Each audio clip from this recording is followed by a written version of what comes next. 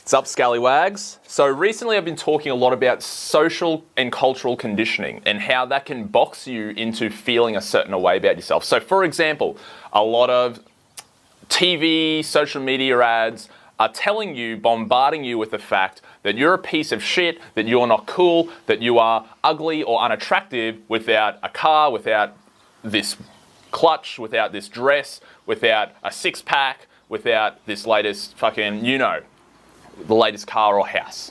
You're a piece of shit. You're unworthy. You're not successful unless you own the X material goods. Now, the thing about social conditioning is I give it a bad rap, but it is very beneficial, and I want to talk about the benefits of it, and I want to talk about how to know if you're controlled by it. So social conditioning is good. So social conditioning is also,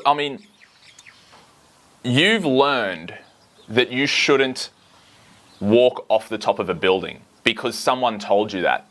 You haven't tried it yourself. You just have learned, okay, don't walk off the top of a building because that's probably gonna hurt.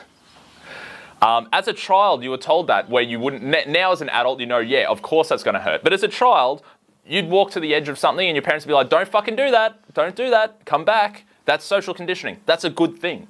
That's a fucking good thing. You need to know not to eat poisonous plants. You need to know not to eat or do stupid things that are going to potentially have a high risk of hurting you.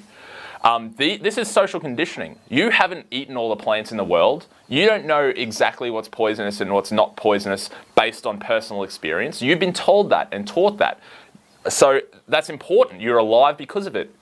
Social conditioning is important, but there comes a point where social conditioning can box you in and really make you become one of the mob. And it is good. Like you don't want to go around, like social conditioning, the reason it prevents mass murder, it prevents people going around hitting other people over the head with a rock when they're really angry, because I know there's plenty of people who would do that if there weren't laws in place or social cultural conditioning in place to prevent that behavior. If you didn't abide by any social conditioning, you would be a psychopath and you would go around killing people and not give a shit, have no empathy, have no sympathy. So it is important.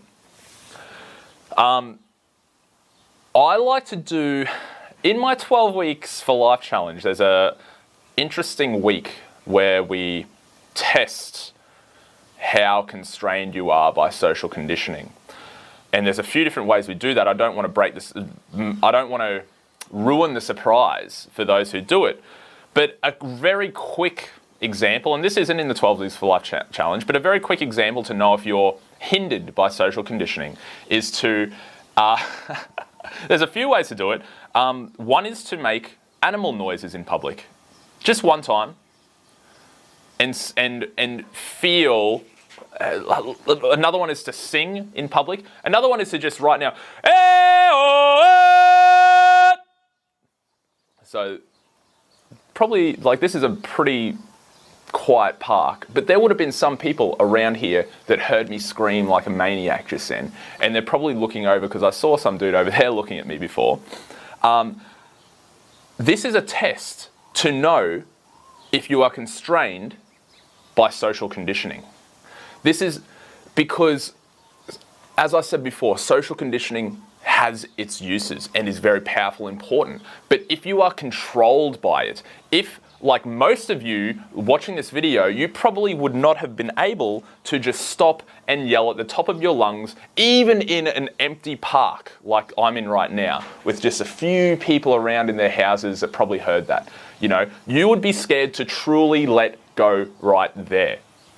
And that's important to acknowledge, because if you can't break the constraints of social conditioning at your whim, at your will, when the time is right, when you know it's good for you, then you're being controlled by what everyone else thinks of you.